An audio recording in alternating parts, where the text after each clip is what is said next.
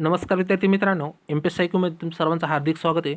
मित्रांनो बघा, तुम्ही ज्या गोष्टीची वाट पाहता त्या व्हिडिओमध्ये तुम्हाला मी सांगणार आहे ही एक्झाम होणार आहे का नाही. तर सुरुवातीला आपण न्यूज पाहू. तर बघा, आज तारीख आहे 7 ऑक्टोबर 2020. तर बघा, संध्याकाळी 7 वाजता न्यूज आली, MPSCची परीक्षा होऊ देणार आहे. राज्यस्तरीय बैठकीतून मराठा समाजाच्या सरकारला कडक इशारा. काल मी तुम्हाला व्हिडिओ बनवून सांगितलं होतं आज मेगा बैठक होणार आहे. याच्यामध्ये सर्व लोक असतील, याच्यामध्ये दोन्ही राज्य असतील, मराठा कार्यकर्तेसुद्धा असतील आणि सरकारची व्यक्ती असेल.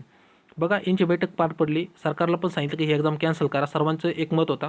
पण सरकारने बघा, राज्य सरकारने म्हणजे बघा उद्धव ठाकरे साहेब आहेत, यांनी काही ट्विट करून काही सांगितलं नाही की एक्झाम कॅन्सल आहे का नाही, की एक्झाम होणार नाही का. यांनी काहीच प्रतिक्रिया दिली नाही किंवा सरकारसुद्धा या मराठा आरक्षणाबाबत किंवा कोरोनाबाबत काही सिरियस एवढे दिसत नाही. जर कोरोनाबाबत सिरियस असतं तर ही एक्झाम कॅन्सल झाली असती किंवा आरक्षणाबाबत सिरियस जर असते तर ही एक्झामसुद्धा कॅन्सल झाली असती. त्याच्यामुळं जर राज्य सरकार बघा ही सिरियस नाही आहे.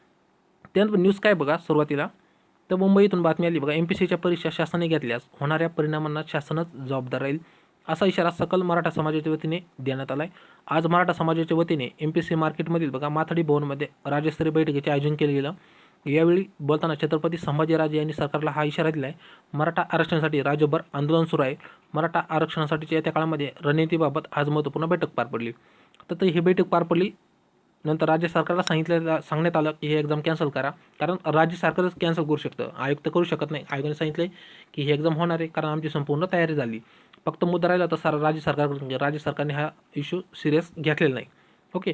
त्यानंतर बघा काही न्यूज आले आहेत बघा, ABP माझा किंवा इतर गोष्टीकडून सुद्धा न्यूज आली आहे बघा, G24 वगैरे. तर ABP माझा बघा, इथं न्यूज काय बघा, MPSCची परीक्षा रद्द करू नये मराठा परीक्षार्थी. आता हा मराठा परीक्षार्थी आहे का नाही कोणालाही पकडून आणतात आणि न्यूज छापतात.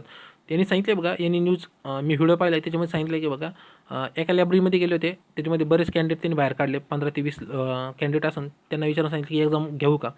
तर बघा, यांनी सांगितलं की स्वतः मी मराठा परीक्षार्थी, ही एक्झाम झाली पाहिजे.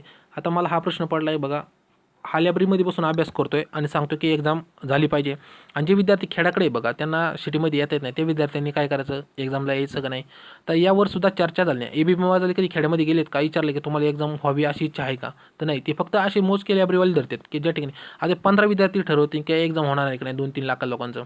ओके.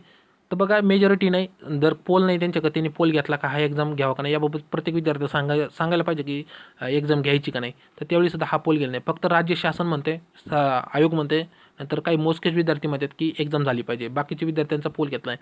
तर बघा, आपण जे बरेच दिवसापासून व्हिडिओ म्हणतो की एक्झाम पोस्टपोनसाठी बऱ्याच विद्यार्थ्यांची कमेंट, सर एक्झाम पोस्टपोन झालीच पाहिजे. बरेच विद्यार्थी तुम्ही पाहिलं मोठ्या प्रमाणात व्ह्यूजसुद्धा आपल्या व्हिडिओला येतात. त्याचं एकच कारण म्हणजे विद्यार्थ्यांची अपेक्षा आहे की ही एक्झाम कोणत्याही परिस्थितीत कॅन्सल झाली पाहिजे. बघा, यावर सिरियस नाही. ओके. तर काय माहिती ही न्यूज कोणत्या विद्यार्थ्याला पकडून ABP माझ्यावाल्याने या ठिकाणी आणले. ओके मित्रांनो, लक्षात ठेवा, येणाऱ्या काळामध्ये 11 ऑक्टोबरला राज्यसेवेची एक्झाम होणार आहे. पुन्हा एकदा सांगतो, येणाऱ्या काळामध्ये 11 ऑक्टोबरला जी राज्यसेवा पूर्व परीक्षा आहे बघा, ही एक्झाम होणार आहे. त्याच्यामुळे त्या दृष्टीने तुम्ही तयारी करा. तुमच्याकडे 4-5 दिवस आहेत, तुम्ही करंट अफेअर किंवा जे एक्झाममध्ये येणार आहे बघा, तुम्ही ज्या गोष्टी वाचल्या, समजा हिस्ट्री, पॉलिटी, जे सोपे सब्जेक्ट आहे बघा, त्याच्यावर जास्तीत जास्त रिव्हिजन करा आणि कोणत्या घटकावर जास्तीत जास्त क्वेश्चन येतात त्याचा सराव करा. ओके. तर सरकार आहे मराठा आरक्षणावर सिरियस नाही आणि कोरोनावरसुद्धा सिरियस नाही. आणि जे राज्य सरकारने इनिशिएटिव्ह घेतला बघा, माझं फॅमिली माझी जबाबदारी म्हणून. ओके. याच्यामार्फत बरेच केस सापडून राहिले. माझ्या स्वतःच्या घरातसुद्धा केस सापडलेत. ओके. आता आमच्या घरात अभ्यास करणारे बरेच विद्यार्थी MPSCचे, तर त्यांनासुद्धा इन्फेक्शन झालेलं आहे त्याचं, किंवा आपण म्हणतो ना, ते सुद्धा कोरोना पॉझिटिव्ह सापडलेले आहेत. ओके. आता ते बेडवर आहेत, तर त्यांनी कसे एक्झाम द्यायची, कसे प्रिपरेशन करायचे हे तुम्हीच सांगा. तर तुम्हाला मित्रांनो, येणाऱ्या काळामध्ये लक्षात ठेवा, 11 ऑक्टोबरला ही एक्झाम होणार आहे. तुम्हाला आजचा व्हिडिओ कसा वाटला कमेंट करून सांगा. व्हिडिओ जर आवडला तर व्हिडिओला लाईक करा, चॅनल सबस्क्राईब केलं नसेल तर नक्की सबस्क्राईब करा. थँक्यू. भेटूया नवीन व्हिडिओ. तोपर्यंत सर्वांना जय हिंद, जय महाराष्ट्र.